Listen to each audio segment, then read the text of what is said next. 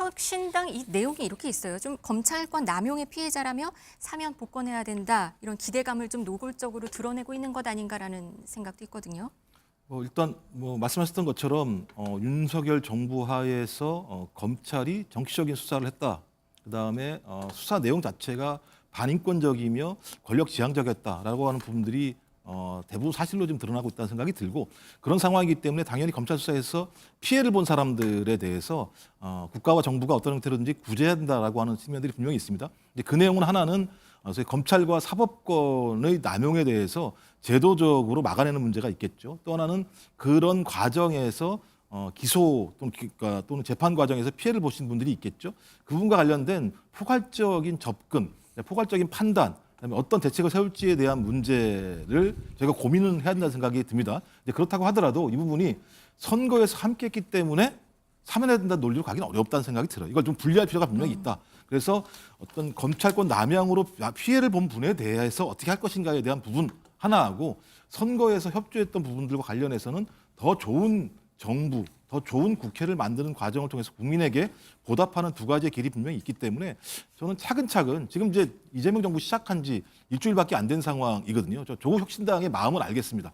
조국혁신당 그 초대 당대표가 지금 감옥에 있는 상황이기 때문에 그런 부분과 관련해서 빠른 시일 내에 본인 사면 복권을 통해서 정치 활동을 전개하게 해달라고 하는 요구들은 충분히 이해할 수 있겠습니다만, 일주일 정도가 지났고 사면 관련해서 상당히 지금 존재하고 있는 프로세스가 분명히 있기 때문에 그런 절차들을 지켜갔을 때 국민들이 사면을 한다고 하더라도 충분히 납득할 수 있는데, 그렇지 않고 조국혁신당이 제기를 하니까 이재명 정부가 즉각 수용했다는 방식으로 했을 때 오히려 사면이라고 하는 것이 국민 통합보다는 서로 간의 갈등을 야기할 수도 있는 측면이 있기 때문에 저는 이 부분은 좀 차근차근 단계를 밟으면서 접근하는 것이 타당하다고 생각합니다. 대변인님은 어떻게 보셨습니까? 이게 정권 초부터 사실 조국 전 대표의 사면을 살짝 띄우면서 본격적인 대선 청구서를 내미는 거다.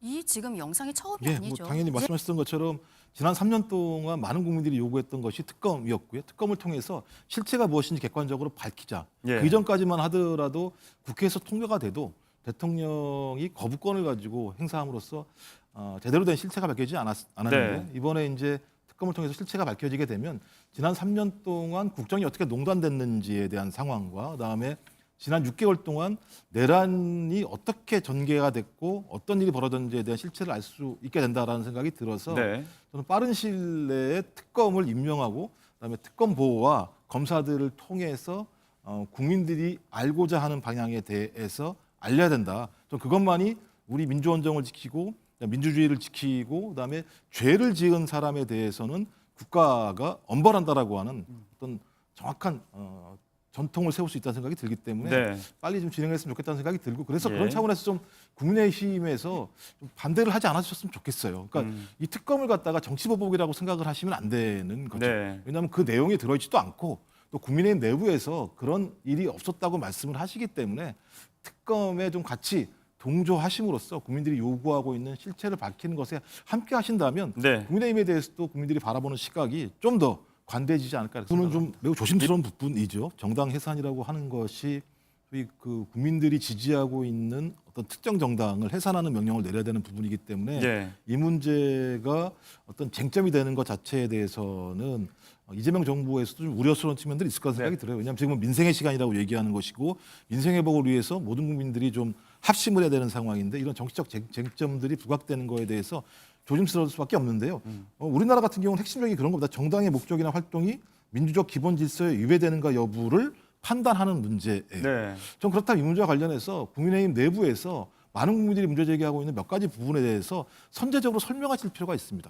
첫 번째 내용들은 내란 문제와 내란 우두머리 혐의를 받고 재판을 받고 있는 윤석열 전 대통령의 문제에 대해서 공식적인 입장들을 밝힐 필요가 하나 있을 것 네. 같고요. 또 하나는 후보가 교체되는 과정에서의 논란이 많았어요. 이건 상당히 매우 반민주적인 형태가 있었단 말이에요. 그럼 이건 정당 해산 요건에 들어가는 내용이긴 합니다.